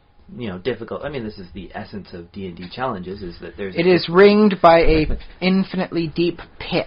Dare you try and cross? Most folks don't find the perspective of falling down an infinitely deep pit worth their while, and they keep away from the area. It's like, well, I think I can make a jump check. It's only 10 feet wide. Yeah! Oh, one. Down I go. Guess you should have tied me off with some rope. Whoopsie doodle. Yeah. Imagine, like, I guess, falling down even with the rope would be a little painful, but at least you could... At least you can get pulled back up. I qualify that as, like, subdual damages. It's like horror. Make sure it's tied down properly at the other end, otherwise everyone else goes falling with you. Yeah. You've doomed us all! Thus was the end of the adventure of 4 would-be heroes. Yeah, I guess don't make your front gate that, well... deadly? Should you make it deadly? A deadly trap? Well, if there's going to be a deadly dungeon on the inside, I mean, you could go completely overt, like to cross this threshold sets off the magic wailing banshee trap. Congratulations, anyone who's not 17, you're dead. So, okay, so you guys were level 2, so I'm going to have to ask you to roll up first level characters. If you want, I'll let you have a free rope and grappling hook, so you can try and grapple the corpses of your previous selves and pull it back without setting off the trap, and you can get your old gear back. That's a little heavy-handed, though. I think when it comes to setting those barriers, it needs to have a little bit more subtlety, a little bit more flavor to it, rather than you set off the wailing banshee trap, anything weaker than that. Oh, it looks like all your henchmen and your donkeys died. That's why the necromancer's like, ha ha ha, my donkey was undead. It's the only one carrying anything around, and when it's a little hungry, I'll have it eat one of our dead henchmen. Because, I run a campaign where that's applicable. If I'm running a campaign, I'll find some way to make that work. This is why it's like some warning signs can be useful, like sprinkle the area with, like, keep out signs or heads on stakes or whatever. Or you can make it more visual signs, like the boding forest wall. Like, this is where the old forest is, and the trees are darker and deeper, and there are areas at the far bottom of the forest floor that have not seen the light of day in many an age. I like that thought too. Like, I also like, as a DM, you can sort of give that description and say, this is what you see. Like, and then you can wind up doing like little extra things, like you're going through there, and all of a sudden, like, tree branch snaps. Oh, it just misses you, sort of thing. And so it's like the trees themselves are just subtly trying to attack you. You encounter like a goblin, like impaled on like a tree branch. How it got there, it doesn't make any sense. Might have been the tree. Are you really up to this dungeon? Yeah. It's a very natural and inhospitable place. Yeah, and you can, like, another way you could do that is you could have an NPC either before they go or, sometime along the journey sort of warn them away and say, oh, that place. Do you remember the Cabin in the Woods? I will never forget the Cabin in the Woods. That was a beautiful movie, man. There's, like, this really nasty character who, like, warns them, or he's supposedly... He insults them and basically tells them not to go to the cabin up in the woods. They're trying to get gas from him, and he's just calling them names and basically spitting on them and all sorts of stuff. Yeah. As they say, they do, stack the odds in the favor of the young people going about this stupid thing, but they gave them the chance. They gave them the warning. Sort of. So I guess you could put something similar like that into your either at your front gate. The crazy woodsman, said, "No, don't go there. The trees are angry." Or even like, "Don't go there, like because I hate you," or something like that. Just that's. You'll never survive there, you lily-livered, like civilized folk. Your muscles are like wet cloth. They'll rip and tear at the first, strain. You'll never survive. Yeah. Nice stuff like that, So I think that the Guardians thing, that works especially well when you get like, we'll go over to the Monty Python one, where, you have to cross the bridge, but, ere the other side you see, you must answer me these questions 3. So I think that like if you're going to go for like a mythological sort of thing, something that seems very classic style, like the gatekeeper, the troll, bridge sort of thing, whereas like, oh, you have to answer a riddle. I was like, by the way, they never actually say that you have to answer it correctly. Saying "I don't know" if you don't know does qualify as an answering a riddle. Huh. Yeah. If you know the answer, you answer it. If you don't know the answer, say you don't know the answer. That's a good point. Well, yeah, honesty is the best policy. In that case, yes. On the technicality, and a nice tricksy DM might get you allowance on that one. Now, in some adventures, there are multiple like sort of threshold guardians all along the way. Like, now we're mini bosses, effectively, is what they tend to be termed. Yeah, now we're doing this thing, or there's a guardian here. Now there's another guardian. And D&D loves to do that because it sort of stretches the adventure along. It's like very easy. Well, I think it could work very well because let's face it. Sometimes with how the players go and how much time you got, 5 rooms is about all you got time for a full night of adventuring. Mm-hmm. So what do? You spread it out. 5 rooms, boss, mini-boss. 5 rooms, mini-boss sort of thing. Okay, yeah. Well, 5 active rooms. You can have like non-active rooms, back areas and storytelling areas. But, 5 active rooms and then, like a mini-boss sort of situation. And I think that works out very well because that way you can segment the adventures. Okay, we did fairly well there and you guys have taken down Captain of the Troll Guard. So I think we're going to leave it there for the night and we'll pick this up again next week. Does it make sense to just do 20 levels of ever increasing, like, beat this level and then now there's another door and, do another challenge? I have tried to do that sort of thing where the further you progress, the harder things got. But with, I don't know if it's just the people I was playing with and all that, but they were always one more door until they got themselves killed. So there is something to be said about that small finite area, and maybe you better go to another higher level dungeon later on. And that's one of the things I learned in WoW, is that you don't need the big sprawling dungeons. Like some of the bigger ones, Wailing Caverns with its 5 bosses, and then the extra boss at the end, the real boss, and all that, was usually considered too long and too difficult for its rewards.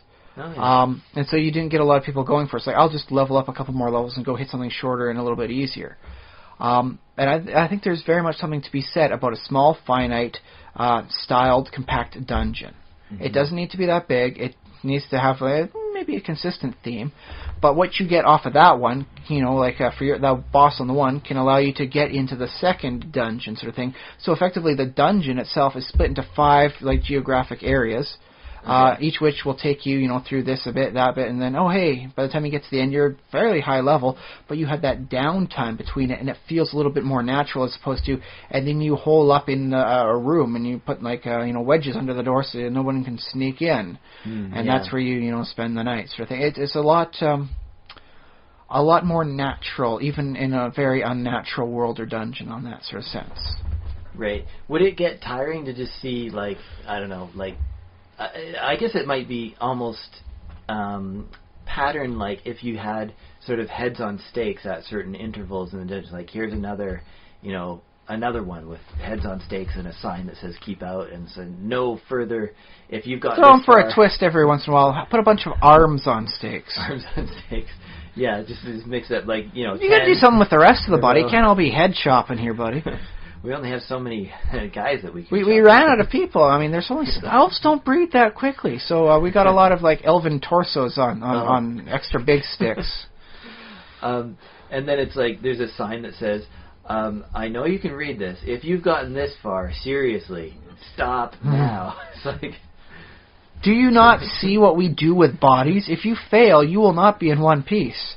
The cleric will have to collect your various pieces which we spread about. Yeah. And then the next line, seriously, guys. Seriously.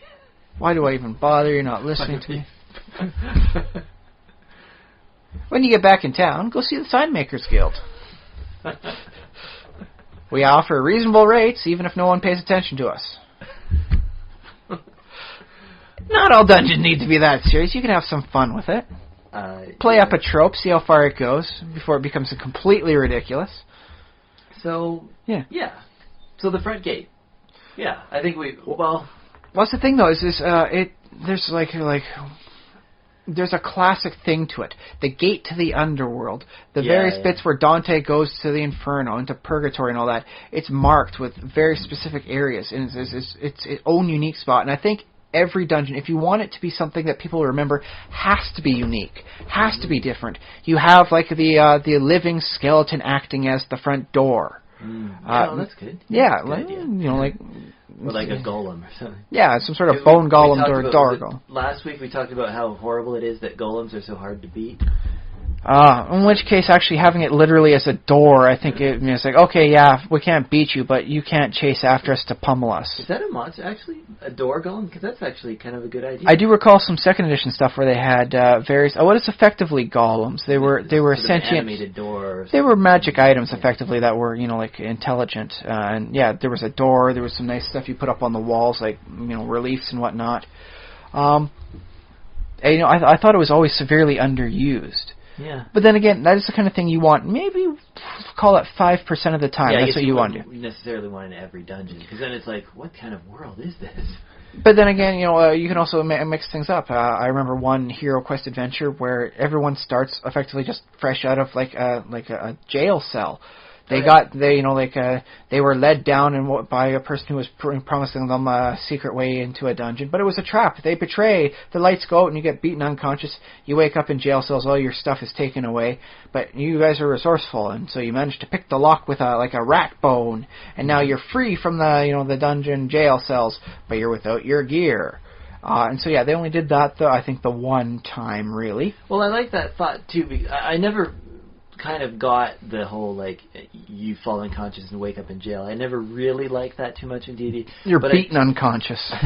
Well, that too. But I like the reversal of the normal experience. Instead of going down into the dungeon, you got to get your stuff and get out of that dungeon. Out. So I like that. And it did change things up because there was a couple adventures in. So by that time, the players had gotten themselves some decent gear. It's like, oh yeah, I'm full of myself. Look at me with my plate mail and my broadsword, and look at this. The wizard's got himself 2 daggers and a staff. Man, we are pimped out before you get real magic items. And then all of a sudden, it's like you wake up naked. You're free to move and try and adventure, but it's like, oh no, it's a goblin. Can we take it? It's looking pretty dangerous. It's got a weapon. Not a weapon you can take for yourself and all that, because, such is the nature of the game. But it's like, okay, do we really want to open that door, guys? Okay, are we all ready? And if there's any monster in there, we might have to flee. Other than that, it's like we're hoping to find our way to where they're keeping our stuff, the armory. Yeah, well, as a player, I haven't always enjoyed being a Christmas tree. Especially working up to it, it's fun because you feel like you earn the gear. But little bauble here, little bauble there. If you started a campaign at something like 15th level, I'm like, oh, here, you have 27,000 gold to spend. I do find a lot of players have a much more streamlined what they have for gear as opposed to cobbled together from randomness. Mm-hmm. Yeah. I would actually like to venture, if I was to do a thing where you start 15th level, it's like, okay, you're supposed to have this much gold. But you have this much to spend on what you want, effectively a little about half, maybe 3/4, and then we're going to roll randomly for magic items until you hit that limit, and then I'll reimburse you with whatever gold there. That sounds more fun. Make it have a much more organic style, and you know what? Everyone likes rolling randomly for magic items. I like rolling dice, I gotta admit. And it's for treasure. I mean, let's face it, with Diablo 2, it was a random treasure generator wrapped around with a game around it. Yeah. You didn't go there to fight the 3 primevals. You went there to get loot, and you want to keep getting loot. Which, by the way, is another good incentive for stuff, is a gear set stuff. I haven't seen it in 5th edition. They did some nice work in 3rd. I think could transport over fairly nicely. Mm-hmm. But why do you keep going to these various dungeons? Well, each one has one piece of the 5-piece set you want. And that's a nice lure in. As much as like saying to the paladin, I have word that they know where you can find a holy avenger. And it's like, well, I'm a paladin. That's a holy avenger. We're like, like peanut butter and jam, man. Yep. So, yeah, that's a nice lure in. But that's a bit of an aside, because that's not the front gate. Well, unless, of course, like the front door, is like, you're going into the tomb of, the recently, as it turns out to be paladin, like they fell from grace, but they were still buried with all their stuff. And one of the stuff happens to be, like Holy Avenger. And so there's that sword, 15 feet high relief on the front doors, man, because, it was a high-level paladin. And so in which case, actually putting designs in, never underestimate the power of decent art to draw in players. True. Mysterious writings, artwork, and all that, and just various little things. I found, like, in 3rd edition, like, they had a table for major feature of a dungeon room, minor feature of a dungeon room. And not only did that help me figure out, I was like, yes, it's not far from the entrance. I had a little water in there, and there's, like, a whole lot of blood stains in a small, like, flat slab up there. It's like, this is where they process and kill. This is the butcher room. This is what they do with the stuff there. Yeah. And because of that, it was like, and the players were a lot more like, oh my god, there's blood all over in this room, what's going on? And it was like, the fact that there was like, okay, what pattern is the blood in, and how is this going? They were really paying attention to that. So like, never underestimate the aesthetic features of the front door. I like it, yeah. Like if it's got like big blast marks out there, to warn that there's traps and all that. It's like, oh, watch out for the fireball trap. As you can tell by this rather nice large blackened circle. Like you can tell someone tried to get in there recently, and the sets of bones means. I think it was another party. It seems like there's 4 sets of bones. They're kind of ash now. Clearly nothing you can loot off of them. Yeah. Well, I like the other thing about sort of a front door, especially if it's an occupied dungeon. You might find interesting, like what's outside of. Think of what's outside people in our neighborhood's doors. Your cars. Up on blocks sometimes. So you come to the dungeon, there's like 3 skidoos, like half disassembled outside of there. 3-legged donkey. They seem to be trying to work on something there. There's a bunch of beer bottles sitting around there. This is not the high-class end of the dungeon neighborhood. Yeah, toys for the goblin children. Scattered around. Caltrops. Yeah, and there's a bunch of like chewed up gnomes for like the dog toys. It's warg toys in this case. Yeah. It's just dogs like sort of hanging around, just sleeping there. Just they look up at you lazily and they lie back down again. Yeah, they're wargs. They would eat you if they were hungry, but these aren't highly trained wargs, man. You are not in the good neighborhood, as I said. You're in like the bad end of the dungeon town. What else? Yeah, just overgrown. Just here's a pile of lumber that nobody got around to moving around. Or, I mean, if you've ever played Dwarf Fortress, before you really get everyone moved in, you do wind up with a bunch of structures sitting outside of a bunch of makeshift stuff. That stuff could just sit there. Like you never need to actually disassemble it. Yeah. A lot of people do as they move deeper into the depths. Yeah, but if you were... But if it is a living dungeon sort of thing, or like a dwarf town and all that, you will have the underground part, and then you have the outside sort of thing. So yeah, I mean, even if the dwarves have abandoned the stuff to venture deeper, as they found like a wonderful, veins of gold, and it turns out they didn't need to keep butchering stuff because they quit killing things out there. They're living a vegetarian life of plump helmets all the time now. Boy, don't that taste amazingly monotonously good? Yeah, or you could have even like encampments of other like gnolls, encampment of 5 or 6 gnolls. Come by every once in a while to trade with the goblins who live in the dungeon. And so you got a nice little trading post sort of thing set up for their annual meet. Yeah. Or if it's a particularly nasty dungeon sort of thing that that has like a midden heap sort of thing, you can have your otoyogs or even ghouls depending on what's getting thrown out. Oh yeah, they could be right outside the front door because the goblins are careless. They just chuck it out there. We could attack the goblins for meat, but they just keep throwing out the bodies of those who keep getting hit, like in their own fights. I mean, we're living in a ghoul's paradise, baby. So yeah, dig it. Ghouls, yeah, you could have undead. Just things just randomly come back to life because it's a foul and dark place, Yeah. What else? Yeah. Well, I guess it really front depends gate. on whether it's a living dungeon, a trap dungeon, or a dead dungeon. The dead don't need to do a lot of stuff. So if you're going into catacombs, it can be fairly well sealed up. It's what's inside.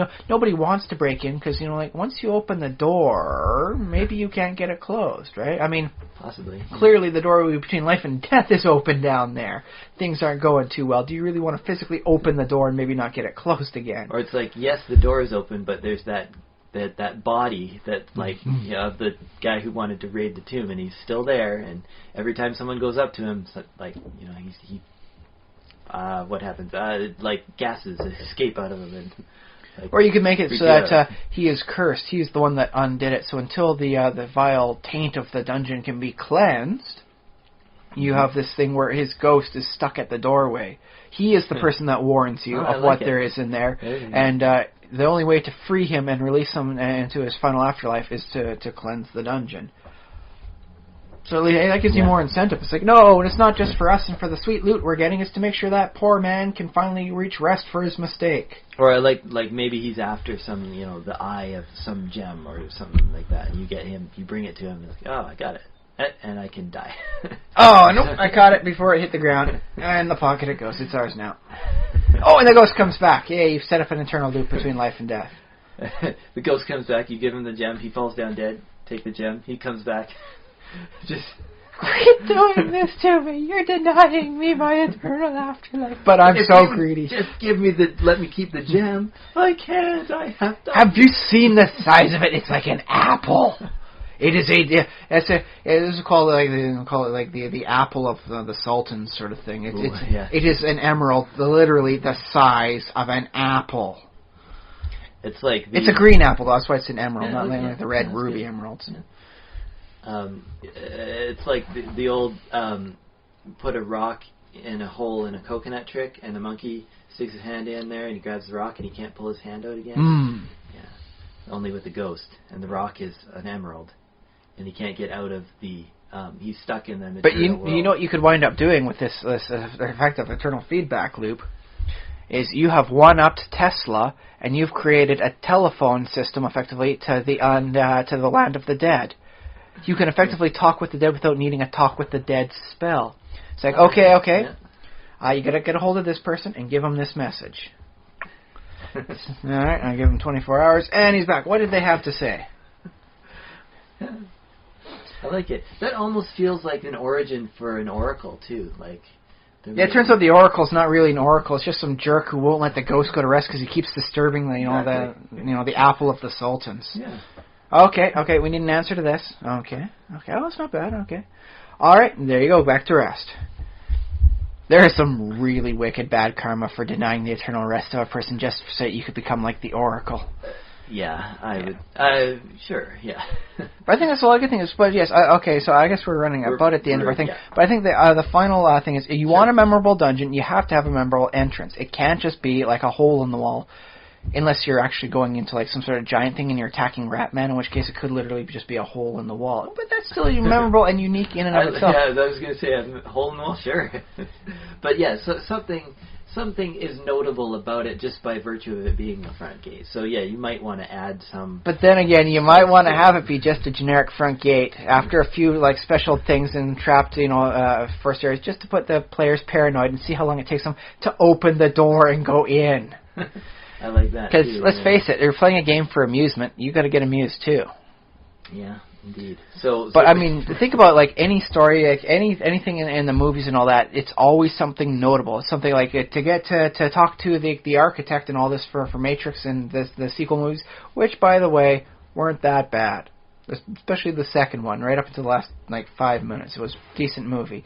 Okay. But it's like to get in there and all that, he has to find the right room with the right key at the right time. He has to find like the key master. He has to fight like the ghost twins and all that sort of stuff. Yep. And the fight scenes had a good background and memorable stuff. Like, the fight on the freeway was a very notable area. And it's like, never go on the freeway. Well, it's because, the agents can take over anyone. That just means a whole lot of very dangerous targets for you and not a lot of phones. So that makes sense, despite people saying, like, oh, why not? They've got good reflexes. It's like, no, that's why not. It's actually just kind of a bad idea.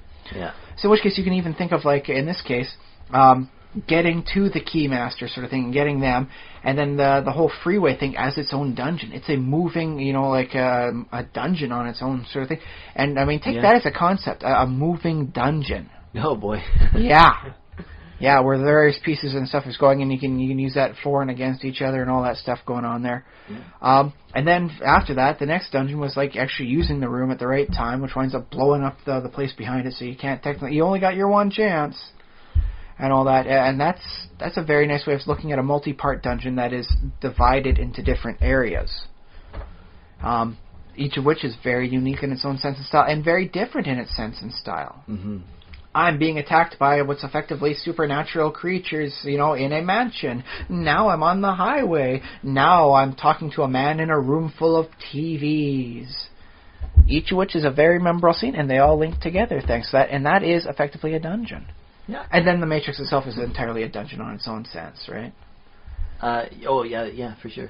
And well, it's meant to try and trap people in there, so it is like the dungeon of dungeons. Yeah, so this works in movies, as we've demonstrated. It works in games, because it's your D&D experience. And by virtue of all these, it works into novels. Yeah, and it works in novels and television and so on and so forth, almost any genre. You have to make it unique. Take something, give it a twist, change it up, make it sure that the players will remember. Make sure the readers will remember. Make sure the viewers will remember.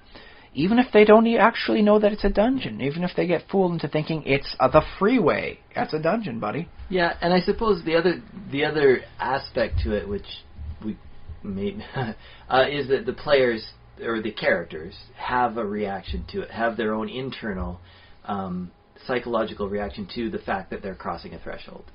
So even if it might not be spectacular visually, or might be a nondescript door, there's still something inside the players that's reacting to the fact that they're moving from this sort of outdoor space, or this other relatively safer space, into a more dangerous, dark, or whatever, the next challenge, and they're either having to make an effort to get through, or even just a psychological, like I'm scared and I don't want to walk into this hole.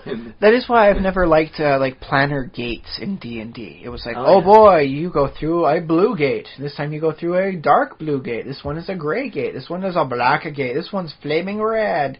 It's like, well, it's not really all that memorable. Yeah, they added the infinite staircase, I think, to sort of to help with that a little bit. Remember, it also works well for some storytelling stuff, too, because it's like, ooh, it's got this, weird, chaotic-style motif for it. Yeah. But yeah, I very much like it, because that way you have to adventure through the eternal staircase for this and that. Although I do think they may have taken notes of that from the Wheel of Time series. Probably, yeah. I mean, D&D takes notes from, steals from so many. And yet, sources. as we discussed last week, there really isn't a heck of a lot for the Revelations, demons and angels going on. Oh yeah, I forgot to look into that. They really did drop the ball on that one, because everything you told me about was like crazy, like fire, spit and horn. It's like, oh right, man, I want like a swarm of these things to be attacking the places, man. I want this dungeon that's actually going to do. It's going to be a very nasty little forest I'm envisioning. Yeah, and oh boy, giant wasps. No, these wasps spit fire. Yeah. Fortunately, the ground and all that is damp and humid enough that it doesn't catch fire to anything, because it's like a swampy forest bottom. That's where you encounter them. So yeah. Indeed. Well, have we? I think we've exhausted our time, but certainly but not never our ideas. The amount of options. I think that's a good thing, because that means the more you think about it, the more various stuff goes off. Look around, see anything that catches your eye, and work with it. The dungeon is really 9 different dungeons. They each have the same layout, but depending on the order of the 3 holes that you fill with gems, let's say 1 topaz, 1 emerald, 1 ruby, the order in which you put them in determines which dungeon you eventually wind up going through. You have a dungeon with high reusability, which is every DM was like, oh boy, I like that. Yeah. It has a familiar layout, so the players can get good. It's like, okay, now it curves this way. We want to try and avoid this way because there's nothing over there. Or at least there wasn't the last time they went through a different way. Still a good level of unpredictability. And then they remember, it's like, oh, that's right. Which order of the gems do we want to put in?